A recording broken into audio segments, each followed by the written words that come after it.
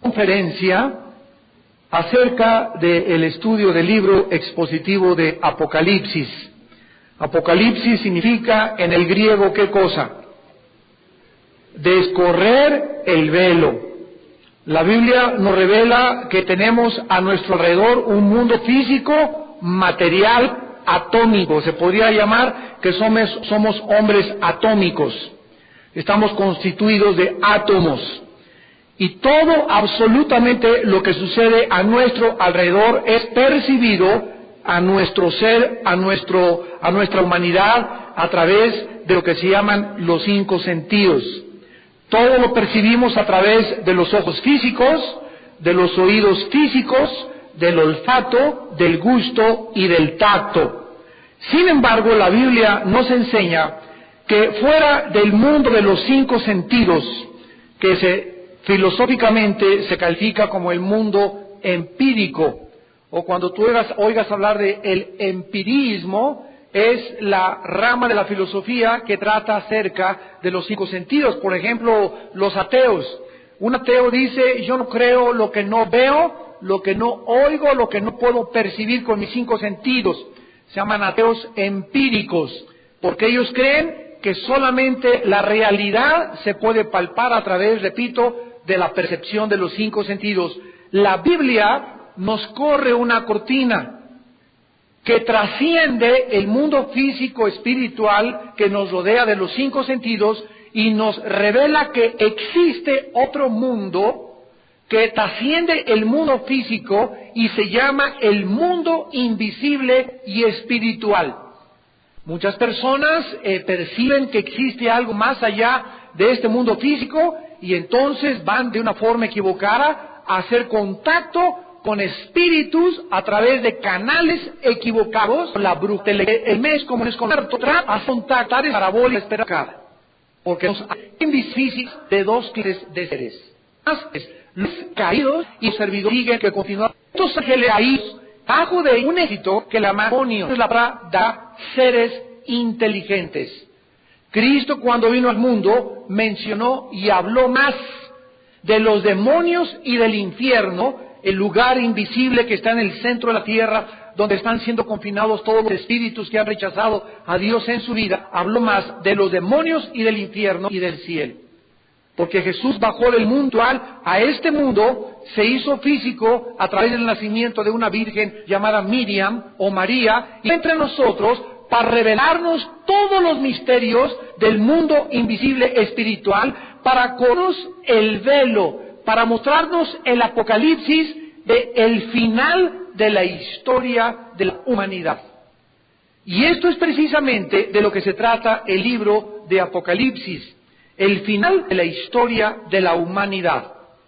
Cuando nosotros iniciamos la primera conferencia, esta es la segunda, la introducción, vimos en el versículo 1 que fue una revelación de Cristo, revelación que le dio el Padre. Y esta revelación no la tuvo Cristo cuando Él vino a morir en una cruz. Él vino limitado, Él hizo a un lado sus prerrogativas divinas, sus prerrogativas de conocimiento. Él no le importó al ser igual a Dios como cosa que aferrarse, despojó desde que bajó al cielo, se despojó de sus derechos, de sus privilegios que tenía como Dios y se a someterse al Padre. Todo esto es repaso de la primera clase, pero cuando vivió aquí Cristo, murió en la cruz, fue y resucitado.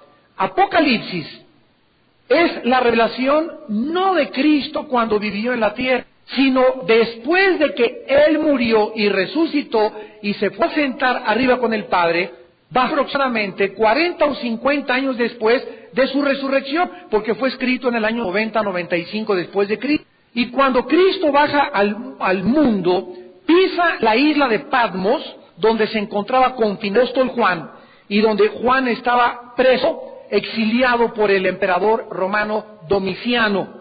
Paus dice el versículo 2, de la palabra de Dios y del testimonio de Jesucristo. Entonces Cristo aparece a Juan, pero ya en estado glorificado, ya en un estado resucitado, ya resplandeciendo de la gloria con la cual Dios le había recubierto. Entonces es la revelación que le entrega al apóstol Juan. A ver si podemos quitar el anuncio ya de la pantalla, por favor, y quítenlo, porque se nos mete a la televisión. Entonces es importante estos detalles para que podamos ir comprendiendo Apocalipsis. Ahora, dice el versículo 1 que esta revelación Dios se la dio para manifestar. Vamos por orden. La revelación del libro de Apocalipsis es una revelación solamente, no a los astrólogos, no a los mediums, no a los brujos, no a los que no tienen a Cristo, sino que solamente los siervos lo pueden entender. ¿Quiénes son estos siervos de Dios? Son todas las personas que han seguido y servido y hecho y obedecido la voluntad de Dios. Veamos esto rápidamente en Mateo capítulo 7. Vamos a ver 3 pasajes. Esto es muy importante para que te llamas cristiano y me estás escuchando en el radio, en la televisión o aquí personal, un cassette, puedas a través de estos estudios desarrollar un hambre más grande por Dios. Porque si tú realmente te dices cristiano y a la luz de lo que vamos a leer, siervo, entonces no esperes comprender menos el Apocalipsis. Hoy vamos a ni siquiera las partes más elementales de los evangelios. Y hay cristianos que no han crecido, no han su hombre interior, su hombre espiritual, y llegan a la Biblia y ya no la entienden, ya les aburre, la leen 5 minutos, 10 minutos y la cierran.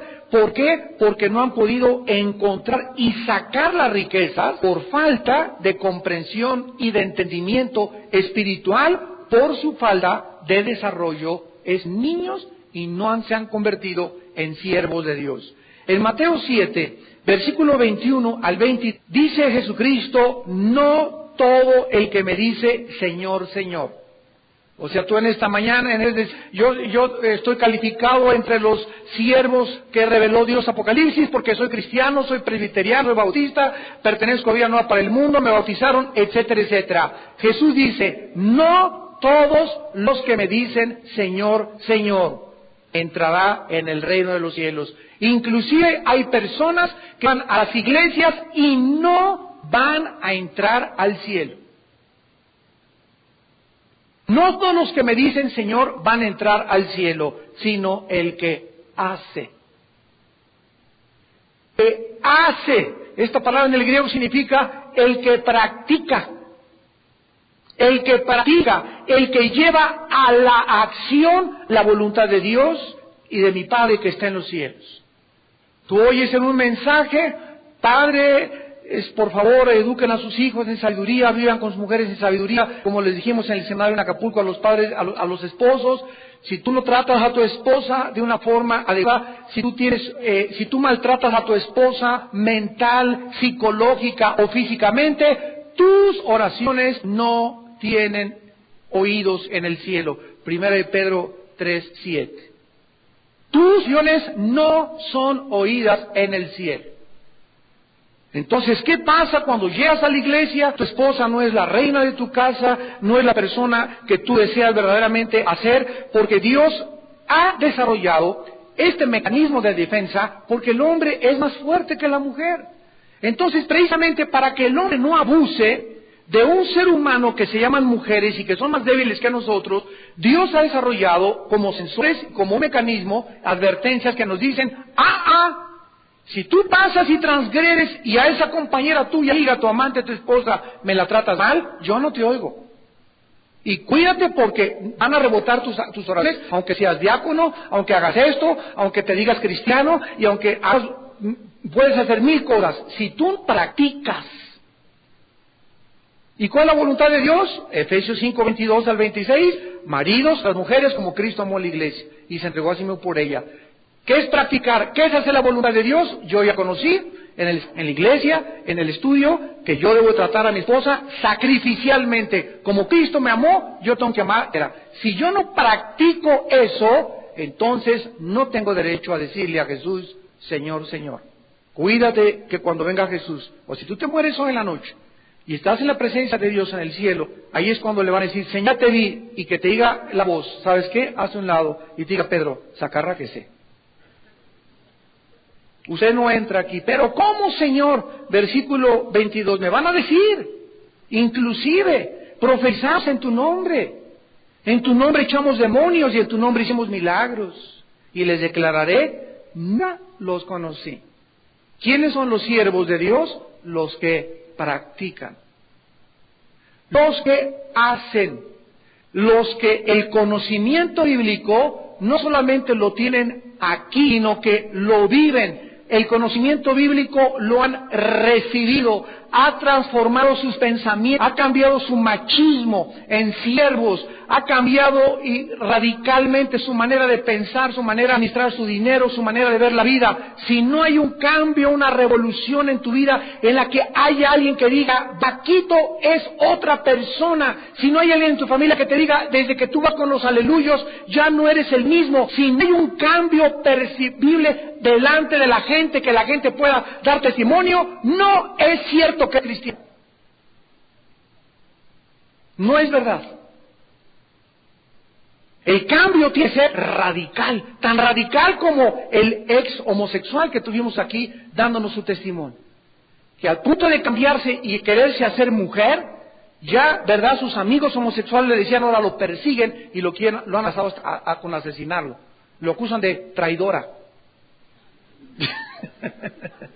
Ya no de traidor, ¿verdad? No, según nos contaba Sai.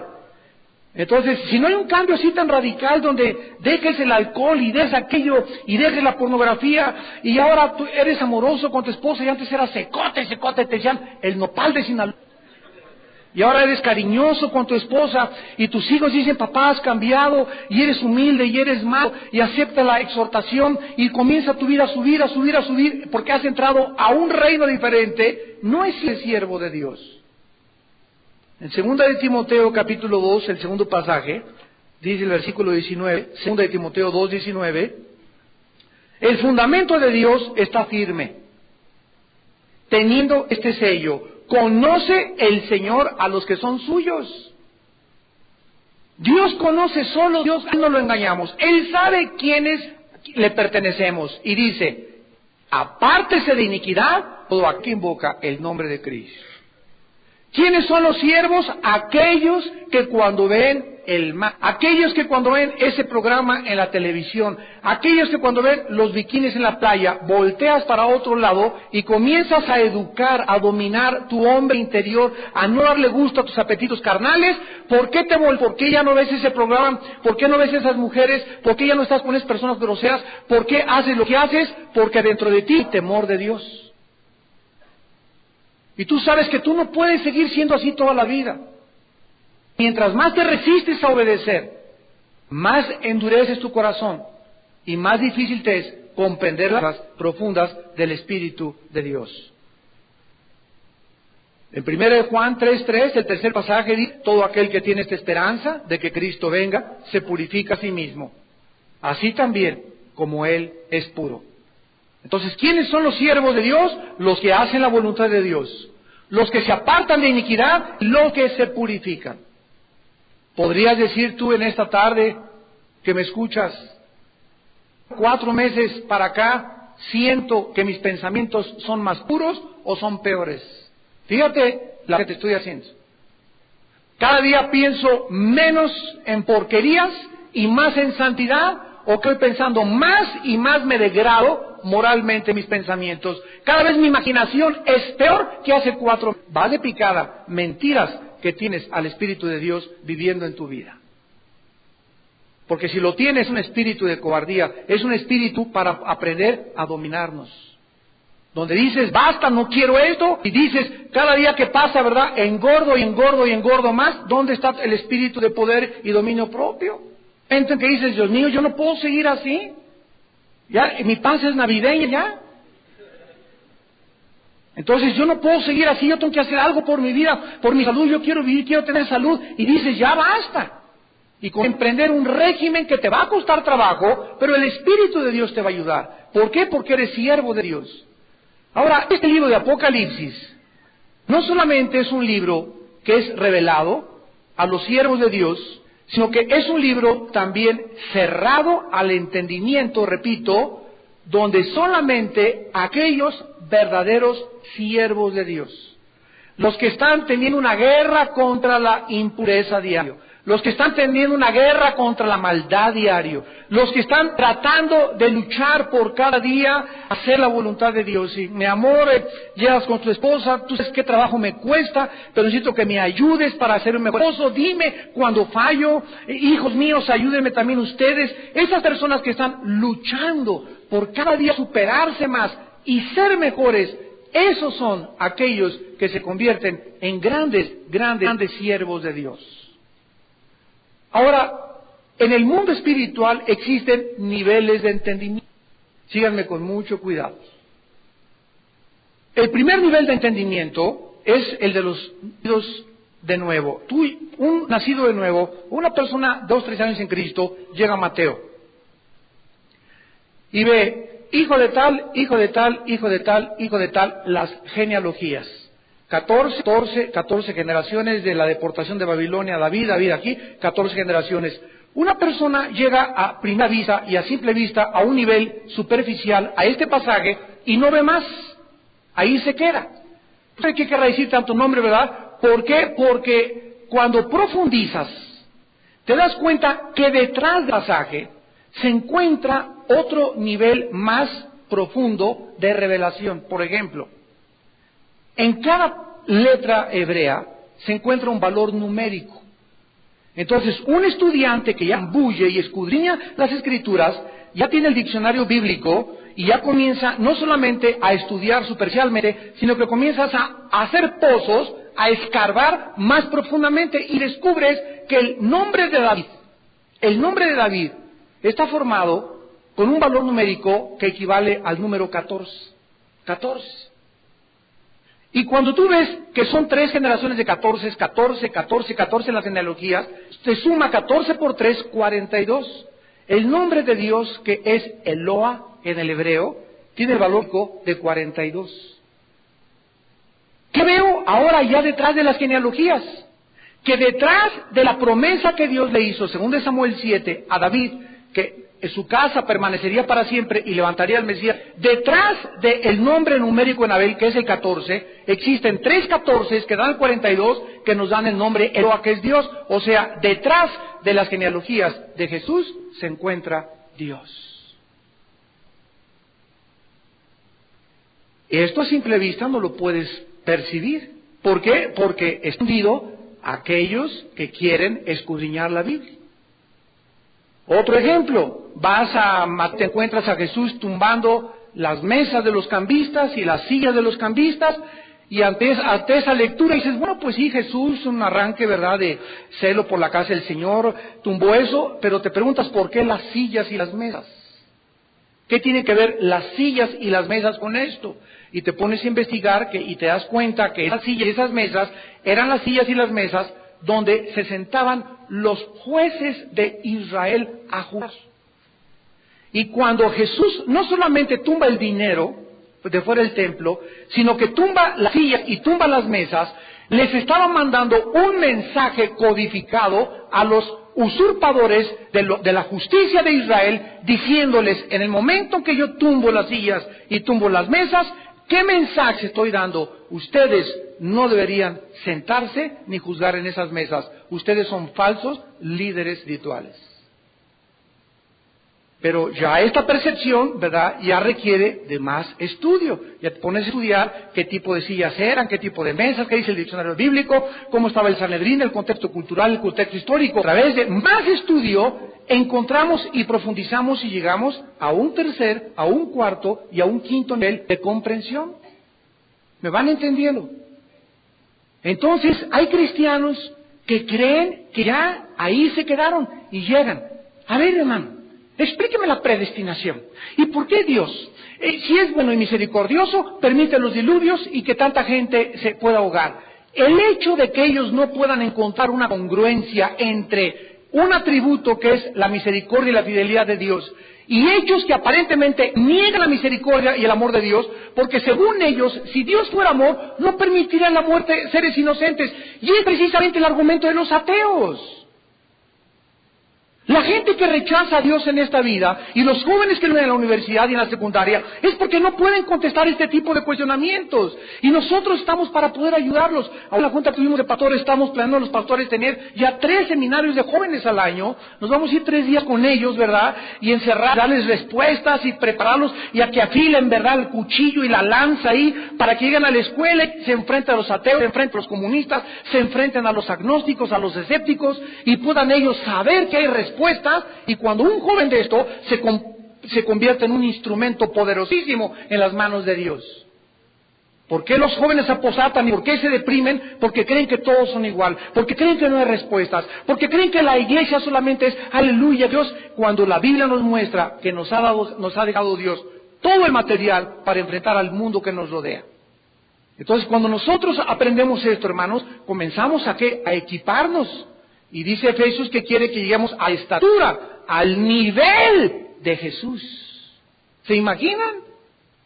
No hay otro nivel. Aspiremos que Sócrates o Demóstenes o al nivel de Billy Graham o al nivel de este predicador. No, el nivel que Dios tiene, la norma que Dios tiene para nosotros es que lleguemos a la estatura de un varón maduro, perfecto, que es su Hijo Jesús. Dice Romanos 8 que este es el propósito del cristianismo, hacernos conforme a la imagen de Jesús.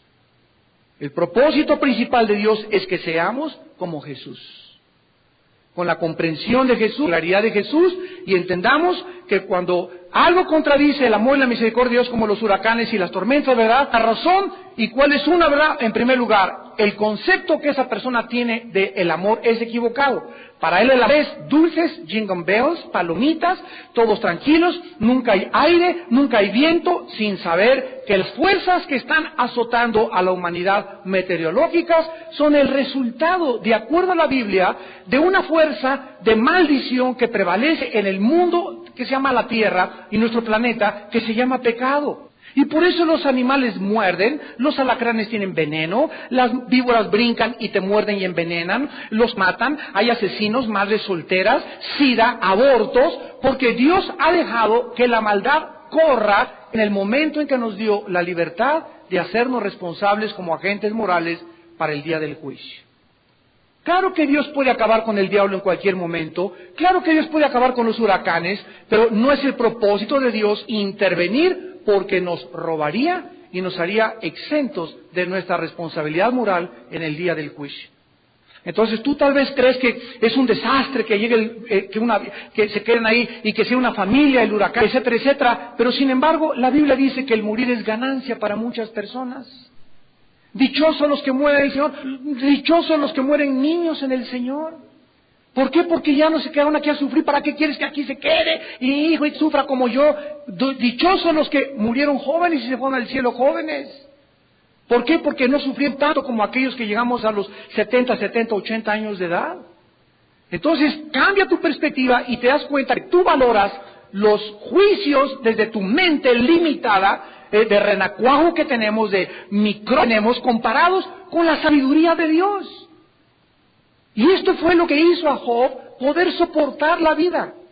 No entiendo lo que pasa, yo soy justo, yo era bueno, me quitaste mis hijos, me quitaste mi esposa, quitaste eso, ¿qué pasa? Vienen los amigos, es que tienes un pecado escondido, tú tienes que confesarlo. Y Job, no es posible eso, aunque el mentor me purifique como el oro, yo me mantendré, y no perdió jamás la dignidad, y siguió Job confiando. No entiendo, no quiero entender porque voy a entender, pero yo sigo caminando y no me suelto de la mano de Dios. Y llegó con esa confianza al final, y es el ejemplo que quiere dar la vida, que podemos caminar en la vida sin entender, no necesariamente, y sin embargo al final tener la recompensa por haber mantenido nuestra dignidad. ¿Esa es la fe? El justo, por la fe, vivirá. ¿Y qué es la fe? Confiar en Dios en la oscuridad. Confiar en Dios cuando no entiendo lo que está pasando. Confiar en Dios cuando las circunstancias me son adversas. Ir confiando en Dios aunque el mundo aparentemente esté en mi contra, como ya lo vimos en José y en grandes hombres de Dios. Esa es la fe. Confiar en Dios a pesar de lo que pase. ¿Por qué? Porque Él nos ha prometido, no te dejaré ni te desampararé. No temas, yo estoy contigo, yo te esfuerzo, pero no te me sueltes de la mano. Y cuando nos soltamos de la mano de Dios, que lleva la corriente, nos lleva el mundo, nos arrastran las tentaciones, nos arrastran las filosofías y nos perdemos. Y comenzamos ahí en el río. ¡Ay, Dios no me funcionó! Y te vamos contra Dios. Y esto no operó en mi vida. Y Dios no me hizo este deseo que yo quería. Y Dios me dejó solo. Y no es cierto, no es cierto. Fuiste tú el que dejaste a Dios. Tú soltaste la mano de Dios. Dios jamás ha prometido que nos iba a soltar. Él nos promete estar con nosotros todos los días hasta el fin del mundo. Vamos a entender eso. Veamos algunos pasajes. Daniel capítulo 12. Daniel 12. Dice en el versículo 9 y 10. Daniel 12, 9 y 10. Estamos leyendo un libro que fue escrito hace 2650 años. 2650. La profecía de Daniel.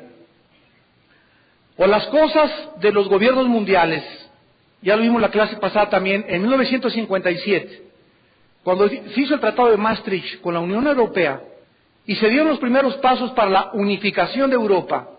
La Biblia, en el libro de Daniel, había profetizado hace miles de años que antes de que Cristo regresara a este mundo, la forma del gobierno que existiría en este planeta no sería un solo país.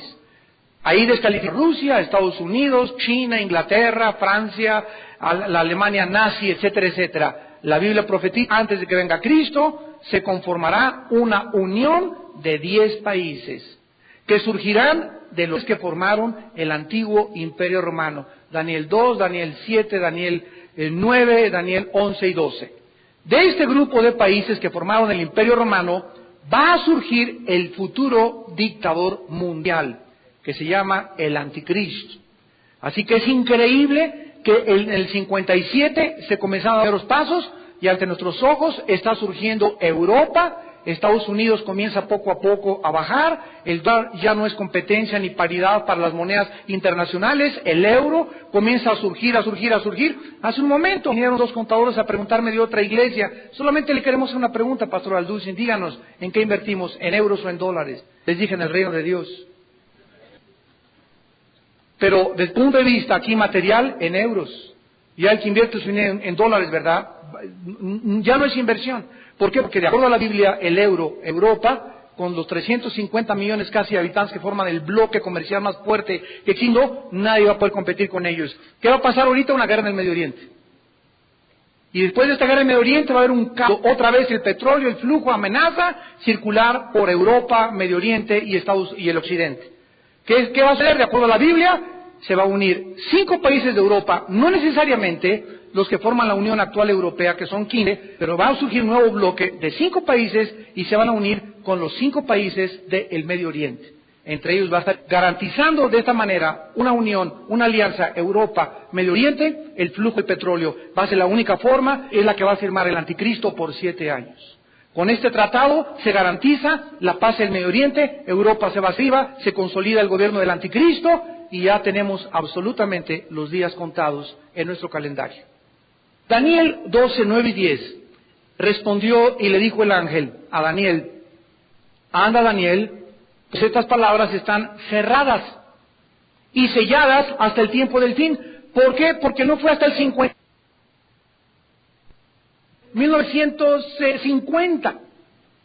Yo tengo libros de profecía en mi casa, bueno, mi biblioteca que tengo en mi casa, el 60% son libros de escatología. Y tengo libros del siglo 1800, 1700 de profecía. De los más antiguos que hay, de cómo pensar, qué pensaban del rapto, qué pensaban del milenio, qué pensaban de aquello. Y no había absolutamente nada más que se va a levantar Israel y va a surgir Israel. Pero la unificación de Europa no se podía comprender todavía. ¿Por qué? Porque no fue hasta que las cosas comienzan a sucederse que se comienzan a entender. Por ejemplo, Apocalipsis 11. En Apocalipsis 11 hay una profecía que dice, todas las naciones, las tribus, las lenguas y los pueblos del mundo verán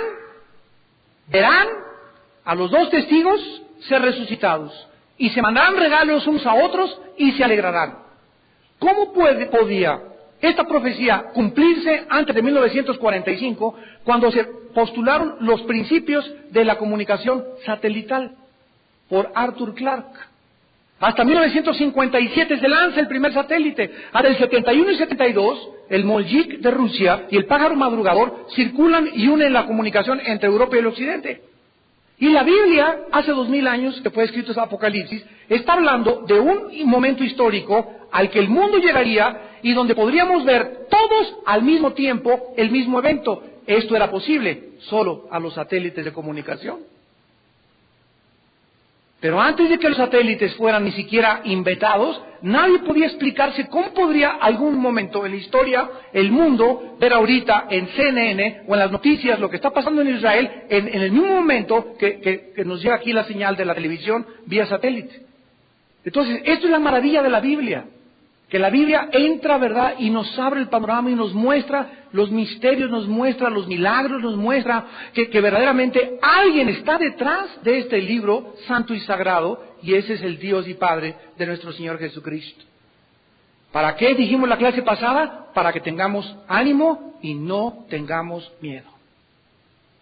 Para que no haya ningún poder, nada que amenace tu seguridad y tu confianza en Dios. Aunque el Señor me matare, dijo Job, seguirá mi alma confiando en Él. Anda, Daniel, estas palabras están cerradas y selladas hasta el tiempo del fin. ¿Cómo sabemos que estamos en el tiempo del fin? Lo vamos a ver a continuación. Muchos serán limpios y emblanquecidos y purificados. Aquí está hablando de los tiempos del fin. Hermanos en Cristo, si esto es verdad, este es el tiempo de la purificación de la iglesia. Este es el tiempo de aquellos que tienen la esperanza, 1 Juan 3, se purifican a sí mismos. Este es el tiempo en que los santos serán más santos, los consagrados serán más consagrados, los carnales y los terrenales serán más carnales y más terrenales, y aquellos que sean injustos van a ser más injustos, y los que procedan impíamente procederán más impíamente, porque van de mal en peor, engañando y siendo engañados. Entonces, una gran señal de que tú realmente te vas a ir con el grupo de los que nos vamos cuando venga Jesucristo, como dice Apocalipsis 3, por cuanto has guardado la palabra de mi paciencia, yo te libraré de la hora de la prueba que vendrá sobre el mundo.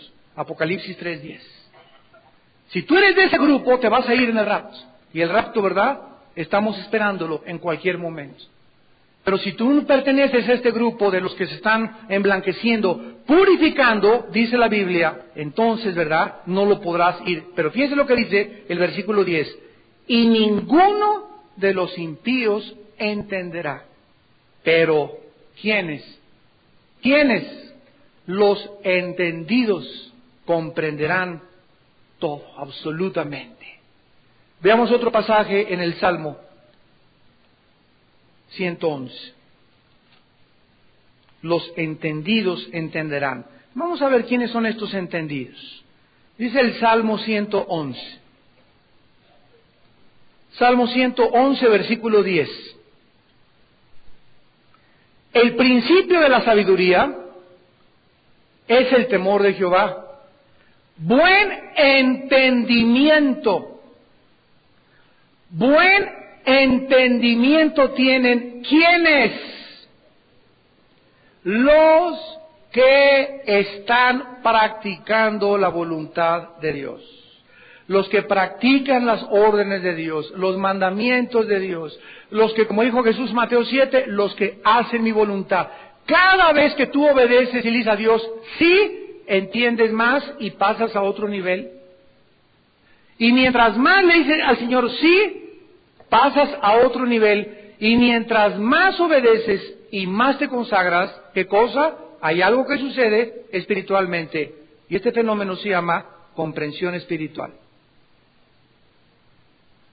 Y mientras más entiendes, más confianza tienes en la vida, más confianza tienes ante todas las cosas, menos temor tienes de todo lo que está pasando en el mundo, más ánimo tienes para seguir viviendo para Dios, más sabiduría tienes para aconsejar a los jóvenes, a los matrimonios, a tus hermanos, a tus padres, a tus vecinos. ¿Por qué? Porque el entendimiento viene como consecuencia de practicar la Biblia. Dice en Jeremías 30, versículo 24, Jeremías 30, 24, no se calmará el ardor de la ira de Jehová, hasta que haya hecho y cumplido los pensamientos de su corazón. En el fin de los días entenderán esto.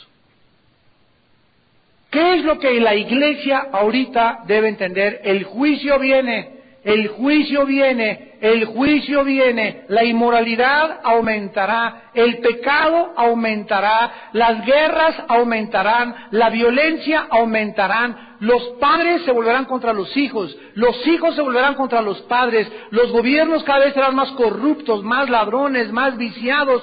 Dios no nos mandó a este mundo a acabar con la maldad, Dios nos mandó a impedir que la maldad crezca como podría crecer si no estuviera la iglesia presente en este mundo. Pero la Biblia nos muestra que se van a desbordar finalmente, se van a quitar todas las barreras restrictivas de los poderes del mal. Al momento acá en Apocalipsis 9 se va a abrir el infierno para que suban los demonios del abismo y comiencen a poseer a los seres humanos y a pervertir la genética humana. Y dice en Joel capítulo 1 que es como un ejército que se meterán a las casas, la gente pedirá morir, no va a poder, la gente desfallecerá, Lucas 21, del temor de las cosas expectantes que sucederán en el mundo y todo lo que pasará. Y todo este es el panorama apocalíptico, por eso se llama apocalíptico. Pero este panorama nos lo da Dios a nosotros, nos corre las cortinas y nos lo revela para que nosotros no tengamos miedo. Porque nosotros no participaremos de estos juicios ni de la ira de Dios. Si es que eres un siervo de Dios. Y si es que le has entregado tu vida a Dios y estás sirviendo y practicando los mandamientos de Dios. Ahora regresamos a Apocalipsis. Y dice finalmente que estas cosas que Dios le da a Jesucristo son para que nosotros las podamos recibir, porque todo va a suceder pronto. Y la declaró por medio de su ángel a su siervo Juan, que ha dado testimonio de la palabra de Dios, del testimonio de Jesucristo y de las cosas que ha visto. Dios buscó a un hombre. Este hombre era el apóstol Juan. Dios buscó una mujer para que su hijo naciera. Esta mujer fue Miriam, la Virgen María.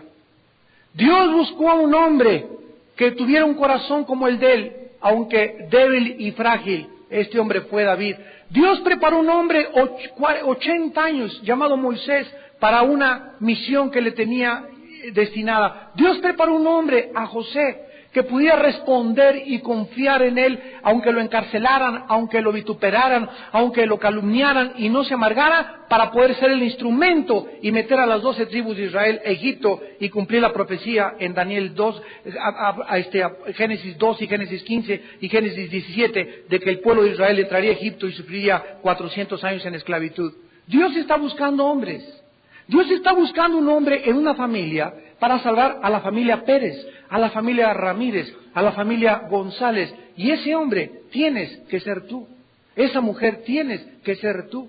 Si es que en esta noche tus sentidos espirituales están abiertos y tú le estás diciendo a Dios, heme aquí, Señor, yo soy esa persona, envíame a mí. Dios nos da el privilegio de que nosotros decidamos y de que escojamos la forma como lo queremos servir y la forma poderosa como podemos ser usados en sus manos. Pero es una decisión que Dios no va a forzar en ninguno de nosotros. Dios te habla a ti en esta noche y tú te endureces y no respondes y sigues igual y sigues igual. Dios te deja. Ya no se mete contigo Dios. Y comienzas sin que te des cuenta a vivir autoengañado y vienes a la iglesia y te bautizas y haces esto. Cuando venga Cristo le dirás, Señor, y te vas a llevar el susto de tu vida. Te va a contestar, tú nunca fuiste mi siervo, nunca te conocí, nunca me obedeciste. Pero Dios nos da en esta noche la oportunidad de oírlo, de oír la voz del Espíritu para que no endurezcamos nuestro corazón. Dice la Biblia en 2 de Crónicas, capítulo 16, versículo 9, estableciendo este principio espiritual. 2 de Crónicas 16, 9. Es precioso este versículo. Los ojos de Jehová contemplan toda la tierra. Y Él lo sigue haciendo. ¿Para qué cosa? Para mostrar su poder. A favor de los que tienen corazón perfecto para con Él. Escucha qué cosa más maravillosa. Aquí la palabra poder, en el hebreo, es la palabra chazak. C-H-A-Z-A-Q. Chazak. Y esta palabra poder, que se tradujo poder, significa, escucha, esforzar, fortalecer, infundir, vigor, fuerza, ánimo. Fíjate cómo ya trascendimos la mera lectura superficial de un texto. Vamos a ver ahora con más conocimiento. Los ojos de Jehová contemplan la tierra para poder esforzar, vigorizar, animar, fortalecer e infundir ánimo. O sea que Dios todos los días está buscando personas, así que estén literalmente en la mañana, oh Dios, oh Padre Santo, ya no aguanto con tantos problemas, Padre, mi esposa, mi esposo, oh Dios, mi hijo, Señor, mira cómo peca mi hijo, oh Dios, mira cuánta inmoralidad, cuánto pecado, cuántas cosas están sucediendo. Entonces Dios está buscando ese tipo de personas que estén clamando, que estén buscando con el propósito de que Él te infunda valor, te fortalezca, te vigorice, y después de pasar un tiempo a solas con Él, en la mañana te levantes hoy y todos los días fortalecido, vigorizado, con mucha confianza, con mucho valor. ¿Por qué? Porque en la mañana Él recibiste del cielo esa energía que solamente puede venir a través de nuestra comunión con Él, en las mañanas, en la madrugada, antes de hacer cualquier cosa en el día. Todos los hombres de Dios, comenzando con Cristo, Marcos 1:35, antes de que naciera el sol, buscaban a su Padre de rodillas en un lugar apartado, orando. Dios está buscando mostrar su poder. Ahora fíjate lo que dice: ¿para quiénes? A los que tienen corazón perfecto con Él. La palabra perfecto es la palabra hebrea shalom, de ahí viene la palabra shalom, que significa maduro, completo, cabal. ¿Qué está haciendo Dios de acuerdo a la Biblia y al retrato que nos pinta el Espíritu Santo? Está buscando seres humanos todos los días, Ustedes saben que los ángeles no duermen, ¿verdad? Los únicos que dormimos somos nosotros. Los ángeles no duermen, Dios no duerme, porque el tiempo y el espacio tierra es diferente al tiempo y espacio que pasa en el mundo espiritual, es totalmente diferente. Y Dios hasta en los sueños está viendo tus reacciones de tu mente inconsciente, cómo acepta tu mente consciente, y está buscando personas, ¿qué cosa? Maduras. Cristianos que están no leyendo la Biblia y ya tienen 5 años leyendo en el nivel número 1 y nivel de 2, siguen en primaria, tienen 10 años y no han podido pasar ni a secundaria. Otros no han podido pasar ni a la prepa, se quedaron en la secundaria y creyeron que secundaria es todo. Otros en la prepa, ahí están, y se quedan con la misma leche, y no brincan a la universidad de Dios. Y Dios está buscando a los cristianos que están, ¿cómo puedes madurar? Creciendo. Alguien que madura es una persona que tiene actividades, que tiene acción, que tiene un proceso viviente, biológico, donde subes a otros niveles. A esas personas Dios está buscando, a los que no se conforman con quedarse estancados, que no son mediocres, que no son apáticos, que no son fríos como la iglesia de la Odisea, que son tibios, los vomitaré de mi boca. ¿Para qué? Para que ellos puedan vigorizarse, fortalecerse y levantar las alas junto con Él. Y llevarnos a otros planos de victoria. Isaías 40, los que esperan en Jehová tendrán fuerzas como las águilas. Correrán y no se cansarán, caminarán y no se fatigarán. Y ya no serás de esas personas y seres humanos, estoy cansado de la vida, ya, para que ya no tiene caso esto, ya no hay hombres con que me pueda casar, ya no hay mujeres, ya no hay esto y lo otro, pues ya, pues así quédate ya. El día que un cristiano llega a ese nivel, ese cristiano se ha perdido todo aquello de la vida. Dice el Salmo 101, versículo 6, 101, 6. Mis ojos pondré en los fieles de la tierra para que estén conmigo. El que ande en el camino de la perfección, este me servirá. En el que ande en el camino de la madurez, este me servirá. Tienes 2 hijos y tienes una casa grandísima. Yo este ejemplo lo acabo de ver en la televisión. Hay un Hay un cristiano que tiene una industria increíble de televisión en el mundo. Y tiene un problema gravísimo este hombre, este empresario cristiano, que el hijo que tiene no es lo suficientemente maduro para que cuando él muera le deje todo el negocio de la televisión en sus manos. Y estaba entrevistando el otro día a un hombre que es el hijo del más grande evangelista del siglo pasado, Billy Graham. Estaba entrevistando a su hijo Franklin, que es amigo personal de nosotros, de Alan, mi hijo, principalmente, y le dice este entrevistador a Franklin: oye Franklin, ¿qué edad tienes? Le dice 51 años. Y mi papá me acaba de nombrar presidente de la asociación Billy Graham. Y este hombre, impresionado, le dice: qué increíble que tu padre, haya podido encontrar a ti ya todo para dejarte todo en tus manos y morir tranquilo. Yo no tengo esa paz todavía en mi vida.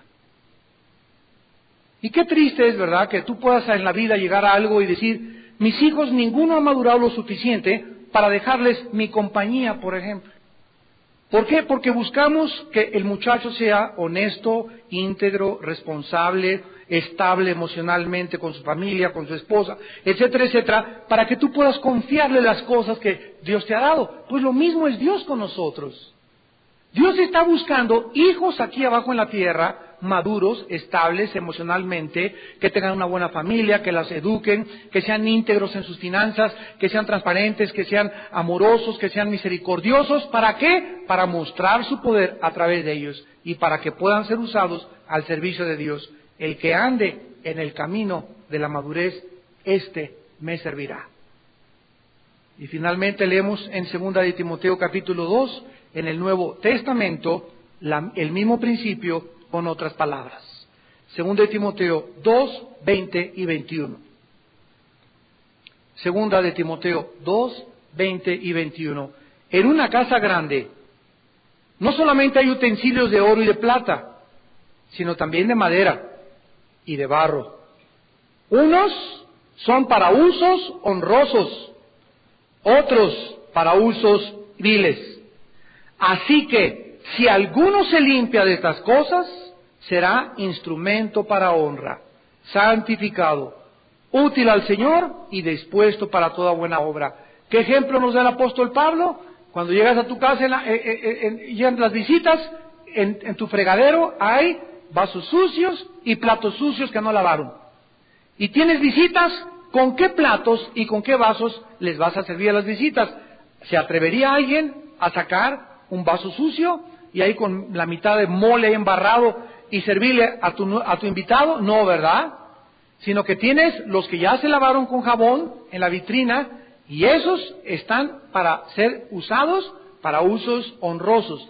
Los que están en el fregadero no pueden ser usados hasta que no se laven, porque nadie usa nada sucio para bendición de los demás. Lo mismo es Dios. Dios tiene cristianos que están en el fregadero.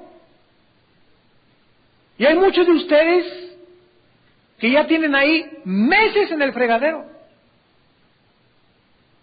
Y no quieren que se les pase la estopa, ni que les pase el jabón. Ahí te quedas sin ser usado. Son cristianos que se llaman en la banca. Están en la banca.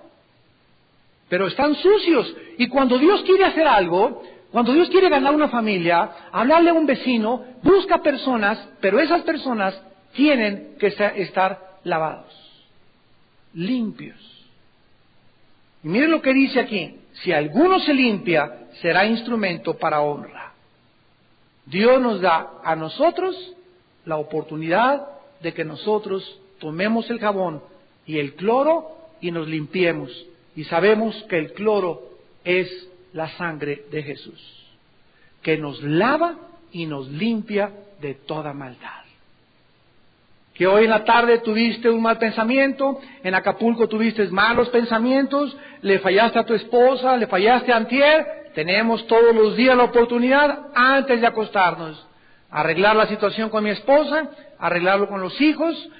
Ponte de rodillas antes de dormirte: Padre Santo, ¿qué actitudes tuve ahora en mi trabajo, con mis empleados? ¿Qué miré? ¿Qué pensé? Examinémonos, dice 1 Corintios y 2 Corintios 3. Examinémonos y conozcámonos. Padre, hice esto, hice aquello. Límpiate. Padre, perdóname. y la sangre de tu Hijo me limpie, y ya te acuestas en paz con la conciencia tranquila. Y si viene Dios en la noche, Dios no lo quiera, ¿verdad?, te agarre sucio, ¿qué va a suceder? Vas a perder recompensas. La salvación no la vas a perder, porque la salvación no se puede perder, pero perderemos la posición de autoridad y las recompensas en la otra vida para servir a Dios. Y termina Juan en Apocalipsis 1, dichosos los que leen y los que oyen las palabras de esta profecía. Y aquí está otra vez, y guardan, atesoran las cosas en ellas escritas, porque el tiempo está cerca.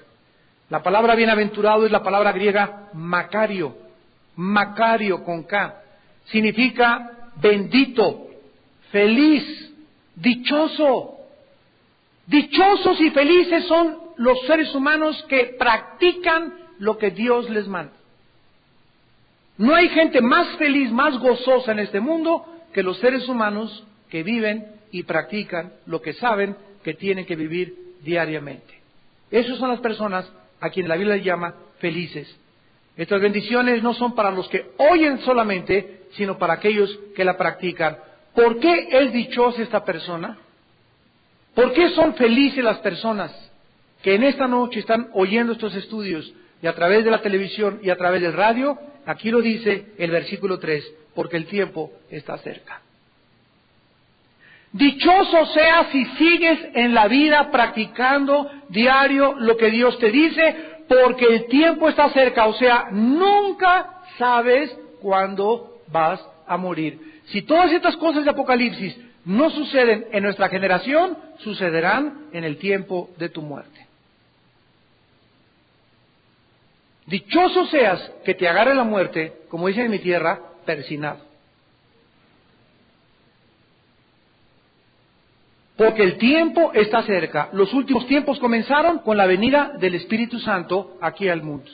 Ahí comenzó los últimos tiempos. Y Dios quiere que vivamos alertas. Porque todas las cosas van a acabar pronto.